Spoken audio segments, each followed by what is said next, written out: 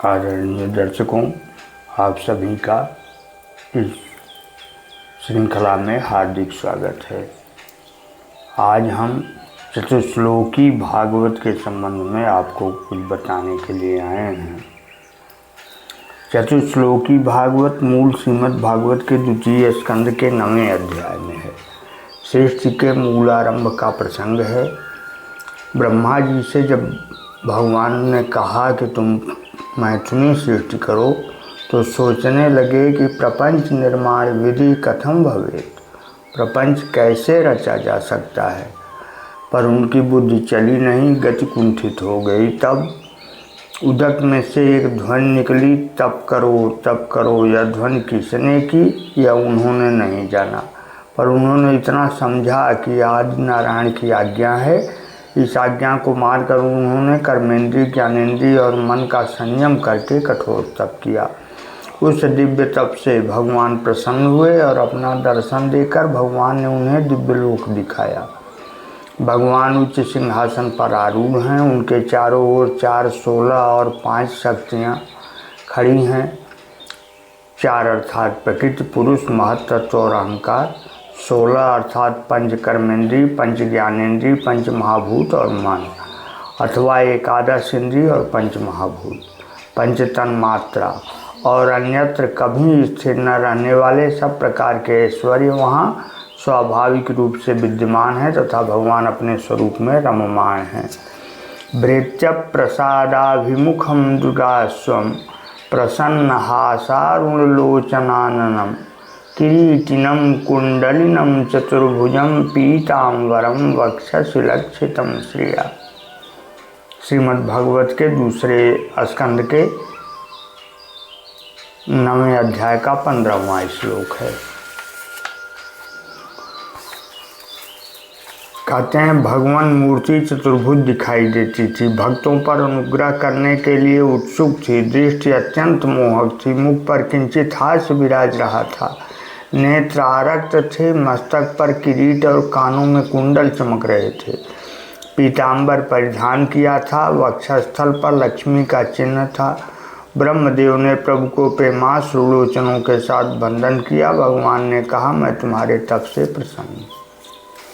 प्रत्यादिष्टम मया तत्र त्वयि कर्म विमोहिते तपो में हृदयं साक्षात् आत्माहं तपसो नघ सृजामि तपसैवेदं ग्रसामि तपसा पुनः बिभर्मि हि तपसा विश्वं वीर्यं मे दुश्चरं तपः।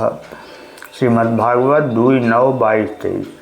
सृष्टि कर्म में जब तुम्हें मोह हुआ तब मैंने ही तप करो की ध्वनि की थी। हे अनग, तप साक्षात मेरा हृदय है, तप स्वयं मैं ही हूँ। मैं विश्व का सृजन तप से करता हूँ, फिर तप से ही संहार करता हूँ और तप से ही विश्व का पालन करता हूँ। तप मेरी अमोघ शक्ति है। इसके बाद भगवान ने ब्रह्मदेव को 4 श्लोकों में अपना परम गुह्य ज्ञान बताया। वही चतुश्लोकी भागवत के नाम से प्रसिद्ध है। चतुश्लोकी भागवत का प्रथम श्लोक इस प्रकार है। अहमेवास्मेवाग्रे नान्यद्यत् सत्तत्परं पश्चादहं यतेतश्च यो वशिष्येत सोऽस्म्यहम्। श्रीमद्भागवत 2:9-32। अर्थात सृष्टि के पूर्व में मैं ही था, सत अथवा असत के परे कारण रूप से और कुछ भी नहीं था। सृष्टि होने पर यह सारा जगत मेरा ही स्वरूप है। प्रलय होने पर जो कुछ रह जाता है वह भी मैं ही हूँ।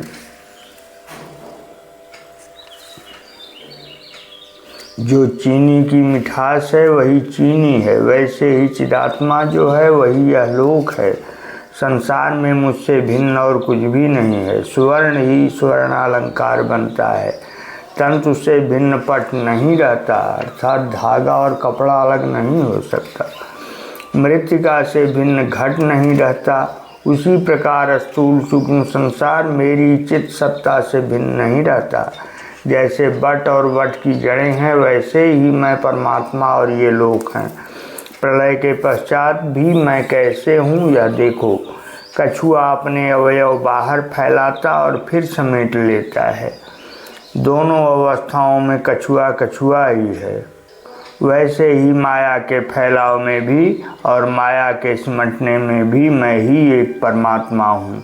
तात्पर्य सृष्टि के आदि मध्यांत में एक नारायण के सिवाय और कुछ भी नहीं है। वैसे ही सब नाम रूप संबंध हैं, भूत भूतादि भेद हैं।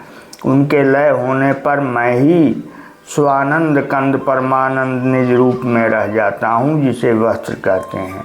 यथार्थ में वह तंतु ही है। वैसे यह जगत यथार्थ में चिद्रूप है। इसलिए सृष्टि के आरंभ में मैं हूँ, सृष्टि के रूप में मैं हूँ, अंत में सृष्टि का नाश होने पर मैं ही अविनाशी सच्चिदानंद रह जाता हूँ। ऋतेर्थम यत् प्रतीयेत न प्रतीयेत चात्मनि तद्विद्यात्मनोमय मायाम यथा भासो यथा तमः। श्रीमद्भागवत 2:9-33।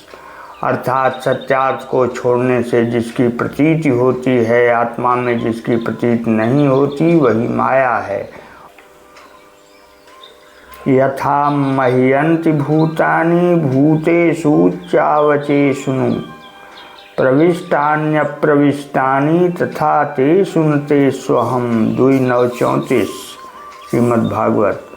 अर्थात जिस प्रकार पृथ्वी आदि महाभूत अपने छोटे बड़े ऊंच नीच सभी कर्मों में घुसे हुए हैं, वे उन कामों में दिखाई देते हैं, परंतु तत्वतः देखा जाए तो वे घुसे हुए नहीं हैं, क्योंकि ये कार्य होने के पूर्व ही कारण रूप से वे वहाँ मौजूद हैं। उसी प्रकार भगवान कहते हैं कि मैंने इस संसार में प्रवेश किया, ऐसा मालूम होता है, क्योंकि इस विश्व में मैं सर्वत्र व्याप्त हूँ और सर्वत्र मिलता हूँ, परंतु तत्वतः मैंने इस संसार में कभी प्रवेश किया हो ऐसा नहीं है। कारण संसार निर्माण होने के पूर्व कारण रूप से मैं मौजूद ही था। इससे भिन्न और क्या है जिसमें जाकर मैं बैठूं या जिसमें मेरा प्रवेश न हो और मैं उससे अलग रहूं? मेघ मुख से गिरने वाले ओले क्या हैं, सिवाय इसके कि जल बिंदु जमे हुए हैं। उनके गलते ही उनके सर्वांग से जल ही जल निकलेगा।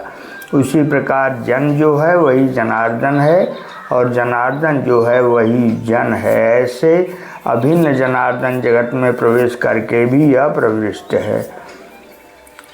और चौथे श्लोक में कहते हैं, एतावदेव जिज्ञास्यम तत्व जिज्ञासुनात्मनः अन्वय व्यतिरेकाभ्याम यत्स्यात् सर्वत्र सर्वदा। श्रीमद्भागवत 2:9-35। अर्थात आत्म तत्व के जिज्ञासु द्वारा जानने की वस्तु वही है जो अन्वय और व्यतिरेक से सदा सर्वत्र है। कारण से कार्य अभिन्न है, इसका नाम है अन्वय। कार्य मिथ्या और कारण सत्य है, इस लक्षण का नाम है व्यतिरेक। जो साधक अन्वय से मेरी पूर्ण भक्ति और व्यतिरेक से शुद्ध स्वरूप स्थित साधते हैं, वे ही अविनाशी स्वरूप को प्राप्त होते हैं।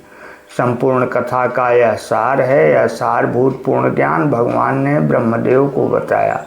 इस ज्ञान के अनुष्ठान से निरभिमान होकर ब्रह्मदेव ने सृष्टि रची। ब्रह्मा से यह देवर्षि नारद को मिला। नारद ने यह ज्ञान महामुनि व्यास को दिया। व्यास जी ने सुखदेव जी को दिया और सुखदेव जी से संसार उपकृत हुआ। इसी चतुश्लोकी को और अधिक लोगों तक पहुंचाने के लिए, लोगों के मन में उस जिज्ञासा का समाधान करने के लिए, उस जिज्ञासा की पूर्ति करने के लिए, या कह लीजिए किसी भी प्रकार की शंका का समाधान करने के लिए वेदव्यास ने संसार के कल्याणार्थ उसी की व्याख्या स्वरूप जो ग्रंथ लिखा, उसी का नाम श्रीमद्भागवत है। और आज श्रीमद्भागवत सब लोगों में प्रचलित है और जगह जगह इसकी कथा सुनाते हुए लोगों के उपकार सबको कम से कम ज्ञान तो करा ही दे रहे हैं कि श्रीमद्भागवत क्या है, कृष्ण लीला क्या है। यद्यपि श्रीमद्भागवत में निराकार ब्रह्म को ही महत्व देते हुए ब्रह्मर्षि सुखदेव परमहंस ने यह कहा है कि राजन, यद्यपि मैं निर्गुण निराकार ब्रह्म का उपासक हूँ, फिर भी उसकी ही लीलाएं मुझे सर्वत्र दिखाई देती हैं। धन्यवाद, हार्दिक शुभकामनाएं। कृष्णाय वासुदेवाय हरे परमात्मने प्रणतः क्लेशनाशाय गोविंदाय नमो नमः। भगवान श्री कृष्ण आप सभी का मंगल करें।